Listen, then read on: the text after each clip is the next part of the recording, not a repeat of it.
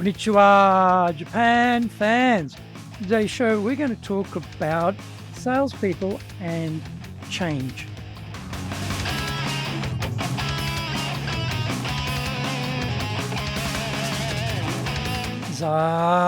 Eigo desu. それでは行きましょう. So let's get going. This is the 8th year of the Sales Japan Series podcast, broadcasting around the world from the Beverly Hills of Japan, Minato-ku here in downtown Tokyo. It is chic central. I'm your host, Dr. Greg Story, Dale Carnegie Tokyo franchise owner, the president of Dale Carnegie Tokyo Training, and the 3-time best-selling author of Japan Sales Mastery, which is Zaegyo in Japanese, Japan Business Mastery, and Japan Presentations Mastery, or in Japanese, Anata mo Presen no Tachijin.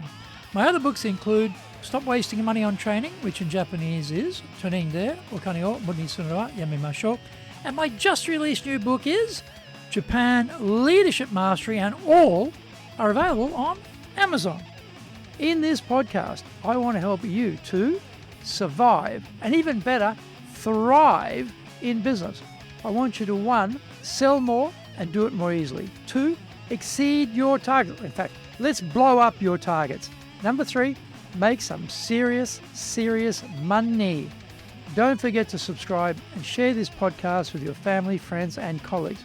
We're not being sponsored by Libsyn, but we value your privacy, which is why we have our podcast hosted by Libsyn. Unlike many other hosting organizations, Libsyn have a strict policy that does not allow access to your private information by anyone. Here is our daily podcast lineup on Apple Podcasts. Mondays, the Cutting Edge Japan Business Show podcast. Tuesday, the Presentations Japan series. And every second Tuesday, the Business Tachijin no Oshie Show. Wednesdays, the Sales Japan series. Thursdays, the Leadership Japan series. And every second Thursday, the Business Pro Podcast Show. Fridays, the Japan Business Mastery Show podcast. Saturdays, Japan's top business interviews. Now, this is episode number 404. Today, we're going to talk about salespeople hate organizational changes in Japan. The denizens of the upper floor, quiet, luxurious C-suites with expensive wall hangings and deep pile carpets, determine the changes the organization needs to make to survive or to do even better. They expect everyone below to get behind their dispositions. Deep down in the engine room of the sales team, these changes are communicated by their boss. Usually, sales leaders become the boss because they lasted through 2 consecutive recessions and were the last one left standing, or they were the star producer and were kicked up to management many years ago. Invariably, they received no leadership training on the way through, so they are constantly making it up using trial and error as they go along. They may just bluntly tell everyone how it is and expect the salespeople will snap into line and obey the new direction. Sales is an emotional roller coaster of constant rejection with hard sales targets and permanent instability. Somewhere in that firefight, the salespeople have carved out their own little world and cobbled together a construct held together with string and adhesive tape, which allows them to survive or possibly thrive. Then the big bosses turn up and tear a hole in that neat little safe and sound world. Suddenly, the salespeople have to make changes to what has always worked, and their sales leader is no help. What happens to their motivation? Salespeople are already world-class, gold medal winning whiners. It is always someone else's fault as to why they can't make their targets. The system requiring them to make this latest change has just handed out the ultimate all-weather, all-season excuse for missing the numbers. Finding the path of least resistance is how most people operate, and salespeople in particular, because they are permanently time poor. They cut corners and shave off service quality to ensure maximum speed. Change means slowing everything down and recalibrating what needs to be done. These changes will often impact their clients, and particularly in Japan, salespeople hate having to bring any changes to their buyers which will affect their operations. How can salespeople adjust to change? Find out more. You come back from the break. Our show today is brought to you by our public courses, and we also have custom in-house programs as well as both in Japanese and English.